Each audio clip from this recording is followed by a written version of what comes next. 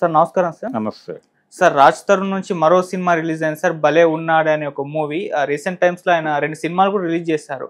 అయితే బయట నడుస్తున్న ఒక వివాదం అనేది సినిమా కాస్త ప్రమోషన్ అవుతున్నప్పటికీ ఆ 2 సినిమాలు ఫెయిల్ అయ్యాయి. ఈ సినిమాకు కూడా కాస్త ప్రమోషన్ లభించింది. మరి ఈ సినిమా వర్కౌట్ అయిందా? 'భలే ఉన్నాడా' సినిమా భలే ఉందిలే సినిమా అని చెప్పేసి ప్రేక్షకుల చేత అనిపించిందా లేదా సార్? మీ రివ్యూ ఏంటి ఈ సినిమా పైన? ఏదో ఉన్నాడే అనిపించింది సినిమా. అంటే 'భలే ఉన్నాడే' అని ఆయన టైటిల్ పెట్టుకున్నాడు కానీ శివసాయి వర్ధన్ అనేటువంటి డైరెక్టరు అంటే తను కొన్ని మంచి ఎలిమెంట్సే తీసుకున్నాడు.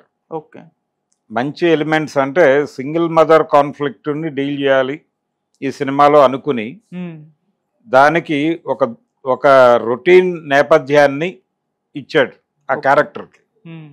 అభిరామి చేసినటువంటి క్యారెక్టర్కి అటువంటి నేపథ్యం ఇవ్వాల్సిన అవసరం లేదు. అంటే తను టేకప్ చేసినటువంటి ఎలిమెంట్స్ మీద ఏమాత్రము స్టడీ చేయలేదు డైరెక్టర్ అనేది అర్థమవుతుంది. ఓకే. అలాగే మనకి సమాజంలో ఒక మేజర్ ఇష్యూ ఉంది. అంటే ఏదైనా ఒక సబ్జెక్ట్ అది నేర్చుకుని ఉద్యోగం చేయటం చేస్తూ ఉంటారు ఎవరైనా. ఒక కోర్స్ చేసి కెమెరా హ్యాండిల్ చేయాలంటే కెమెరాకి సంబంధించిన ప్రాథమిక సూత్రాలు నేర్చుకోవటానికి ఒకటి స్టడీ అయినా చేయాలి, లేదు ఎవరి దగ్గరైనా పని చేసైనా నేర్చుకోవాలి.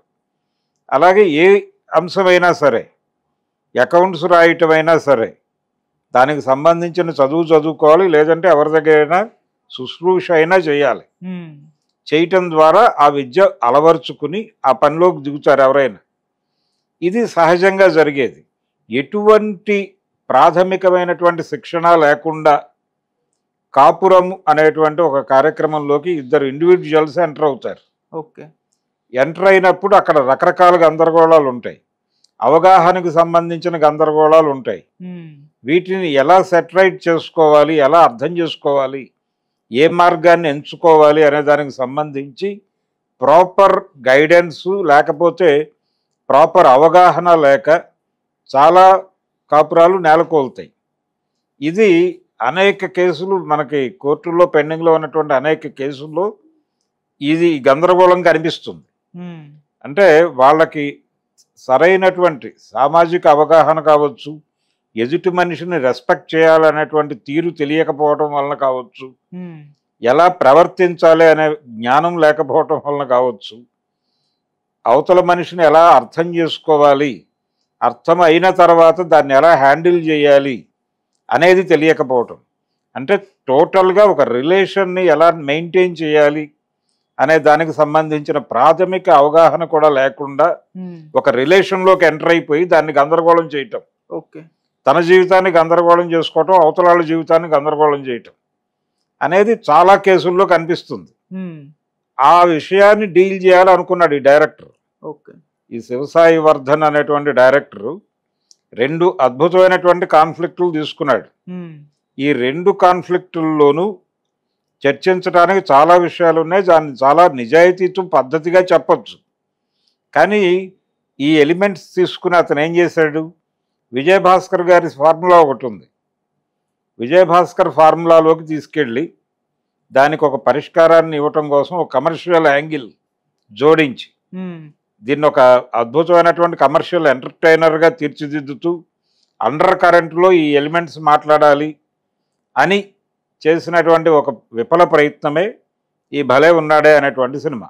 ఓకే. తను ఎంచుకున్న ఎలిమెంట్స్ని ప్రాపర్గా చర్చించలేకపోయాడు, దానికి ప్రాపర్ నేపథ్యాన్ని క్రియేట్ చేసుకోలేకపోయాడు.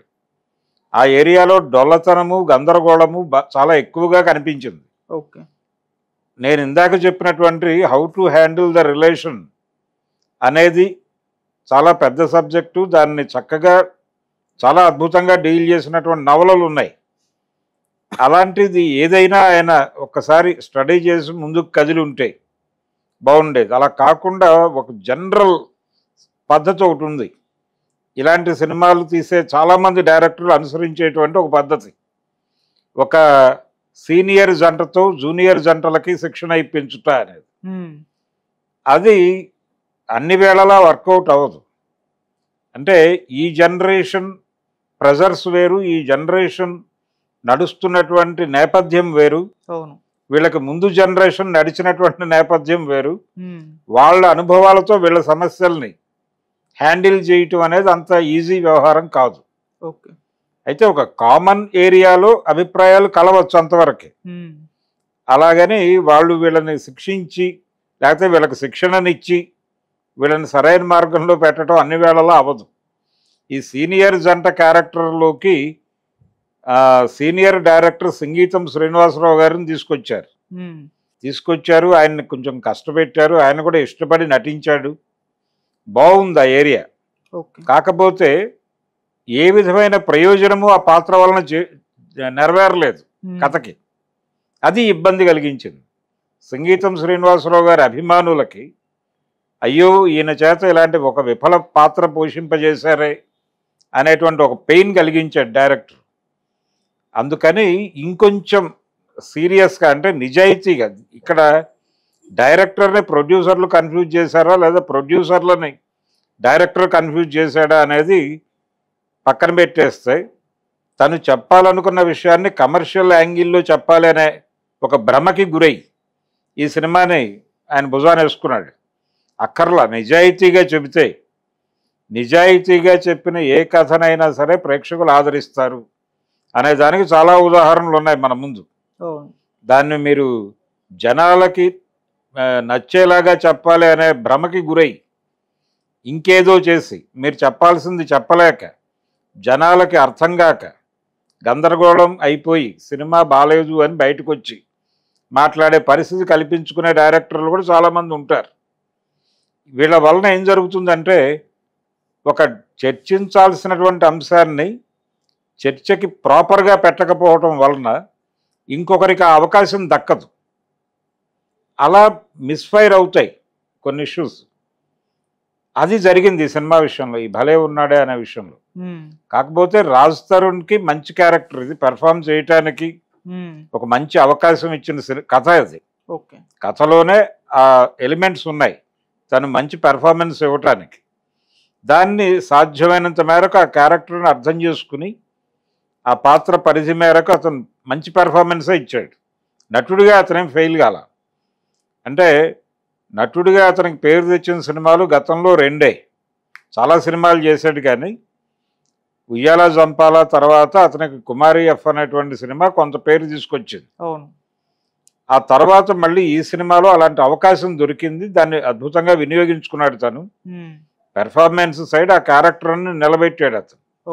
డైరెక్టర్ ఆ పాత్రకి కొన్ని పరిధులు క్రియేట్ చేసి నడిపించిన తీరులో ఇబ్బంది ఉన్నప్పటికీ తను ఎక్కడికక్కడ దాన్ని అడాప్ట్ చేసుకుంటూ వెళ్ళిపోయాడు.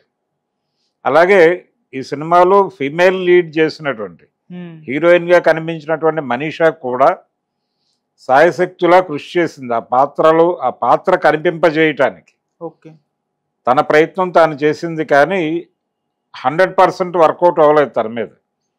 100% కాదు, తన ప్రయత్నం చేసింది అనంత వరకే కనిపించింది తప్ప తను పూర్తి స్థాయిలో ఆ పాత్రని వంట పట్టించుకోలేదు.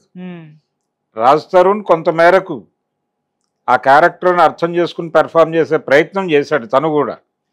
అభిరామికి ఇది మంచి క్యారెక్టర్ కానీ ఆ క్యారెక్టర్ని డిజైన్ చేయటంలో డైరెక్టర్ తడబాటుకు గురవటం వలన ఆ క్యారెక్టర్ ఆడియన్స్కి ప్రాపర్గా రిజిస్టర్ కాకుండా పోయింది. ఇలా చాలా అవకతవకలు ఉన్నాయి. స్క్రిప్ట్కి సంబంధించి, ఎగ్జిక్యూషన్కి సంబంధించి అనేక గందరగోళాల మధ్య నడిచినటువంటి ఒక మంచి ప్రయత్నం మాత్రమే, ఒక మంచి ప్రయత్నం మాత్రమే అని చెప్పాలి. సినిమా అద్భుతంగా చేయలేకపోయారు. అంటే ఏదో మంచి పాయింటే మాట్లాడే ప్రయత్నం చేశాడు ఈ డైరెక్టరు అనిపిస్తుంది, కానీ బయటకు వచ్చి ఇది మంచి సినిమా అని చెప్పలేని పరిస్థితి కల్పించారు ప్రేక్షకుడికి. అందుకని భలే ఉన్నాడే అని టైటిల్ అయితే పెట్టాడు కానీ ఏదో ఉన్నాడులే అనిపించేలాంటి సినిమా ఇది. ఓకే సార్, రేటింగ్ ఎంత ఇస్తారు సార్? ఈ సినిమాకి 2 ఇస్తానండి out of 5. Okay sir, thank you so much sir. Thank you.